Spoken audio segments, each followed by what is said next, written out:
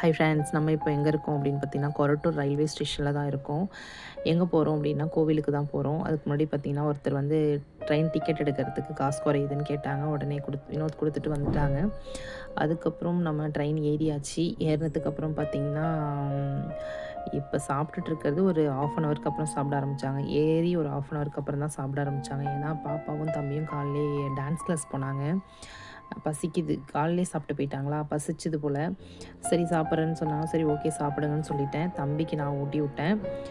அவங்க அப்பாவும் சேர்ந்து சாப்பிட்டுட்டாங்க. ஏன்னா கோவிலுக்கு போய் அங்கே சுச்சுவேஷன் எப்படி இருக்கும், சாப்பிட டைம் இருக்குமா, இல்லை எப்படி என்னன்னு தெரியாதுல்ல நமக்கு. ஸோ அதனால் அவங்க 3 பேரும் சாப்பிட்டாங்க. ஆனால் நான் சாப்பிடல. ட்ராவலில் எப்போவுமே நான் சாப்பிட மாட்டேன்.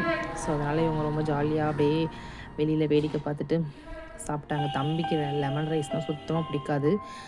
சாப்பிடவே மாட்டேன்னு சொல்லிட்டான். அதுக்கப்புறம் நான் கம்பல் பண்ணி நான் ஊட்டி விட்றேன் வாடி அப்படின்னு சொல்லி பொறுமையாக அப்படியே அவனுக்கு ஃபோன் கொடுத்து அவனை அப்படியே சாப்பிட வச்சாச்சு.